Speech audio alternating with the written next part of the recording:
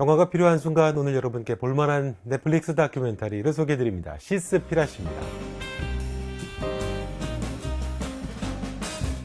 시스피라시 다큐는 바다 오염에 관한 이야기입니다. 그리고 그 바다 오염에 있어서 우리가 몰랐고 또 애써 피하게 되는 큰 원인, 상업적인 어업과 또 환경단체의 부패를 고발하면서 충격을 주는 볼만한 다큐멘터리입니다.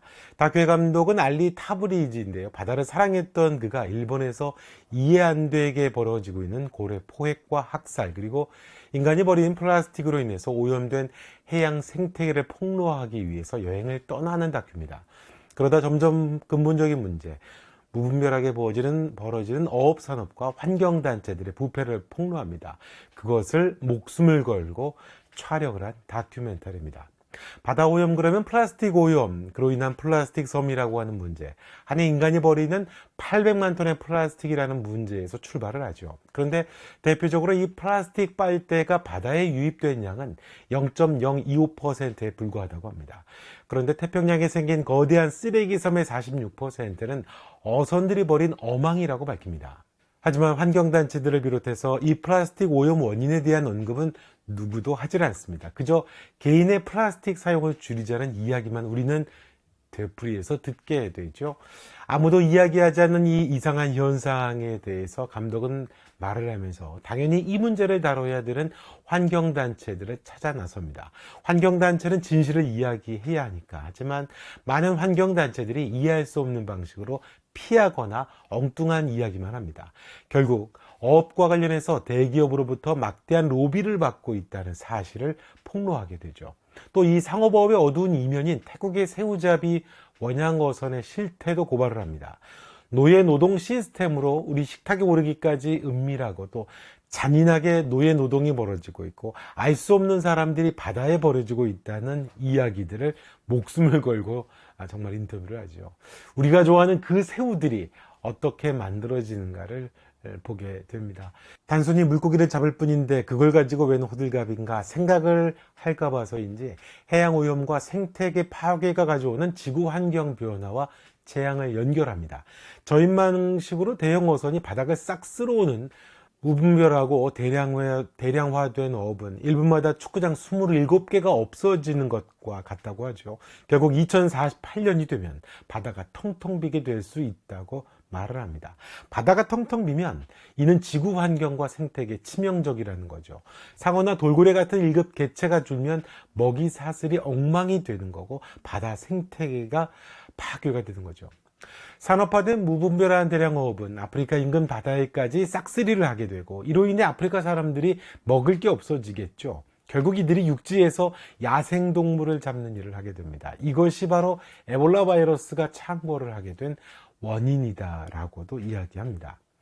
양식도 썩 좋은 해답은 아니라고 합니다. 대표적인 것으로 연어 양식을 보여주죠. 살이 썩어진 채 자기 배설물들 속에 갇힌 부패한 연어들, 그리고 연어의 선홍빛 색깔도 사실 물감을 칠하는 거라고 나옵니다.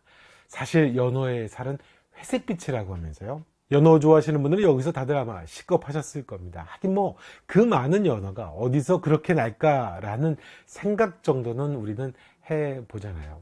생선에 대한 우리들의 잘못된 믿음들을, 그게 생선은 다이어트 식품이고 건강한 요리라고 하는 막연한 믿음을 가지고 있어서인지 감독은 설명을 합니다. 우리가 잘 아는 오메가3, 생선에 많다는 오메가3에 대한 사실도, 또 중금속을 최종적으로 지닐 수밖에 없는 물고기의 구조적인 생태 환경들도 설명을 하는데요.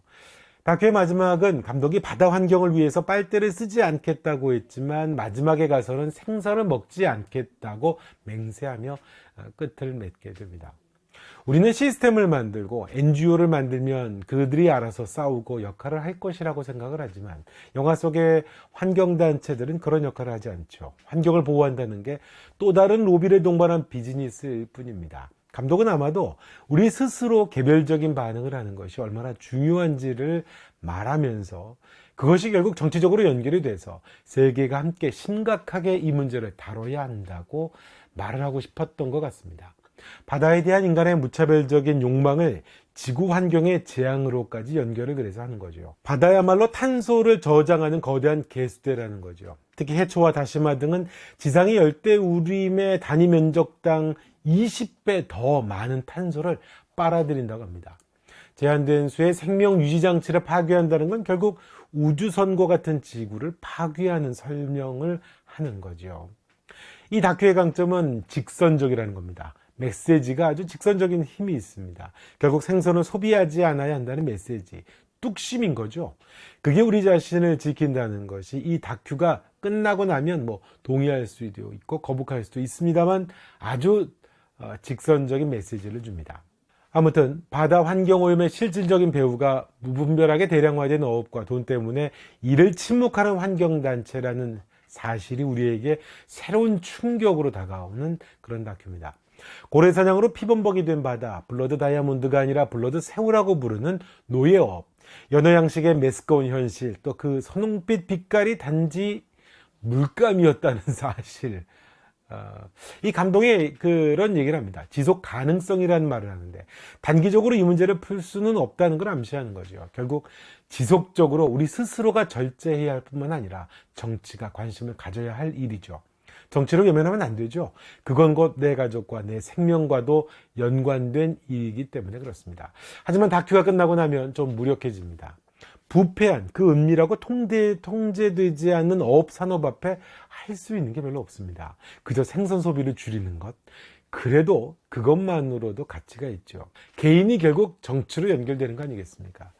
이 다큐를 보면서 드는 생각은 시스템에 의한 살인입니다. 누구를 직접 상해를 가해서가 아니라 끝없는 욕망과 대량 소비로 인해 그 자본을 위해 부당하게 노예가 되고 착취당하고 죽어가고 있다는 현실. 무제한 씨푸드, 무제한 고기 뷔페. 대량 소비에는 대량 생산이 가능해야 되는데 생선이나 육류가 가능할까? 이게 어떻게 가능할까? 제발 새우를 먹지 말아주세요라고 태국의 노예 어업을 하던 분의 이야기는 자본과 소비가 모든 걸 집어삼키는 우리 시대의 어떤 경종이 되는 것 같습니다. 왜냐하면 결국 지금은 내가 소비자이지만 언제든지 우리 자신이 그 대량 소비를 위한 희생자 또 노예가 될 수 있기 때문이죠. 자, 영화가 필요한 순간 오늘은 충격적인 다큐, 하지만 꼭 한 번은 우리가 알아야 될 좋은 다큐멘터리를 소개해드렸습니다. 다큐멘터리 시스피라시였습니다.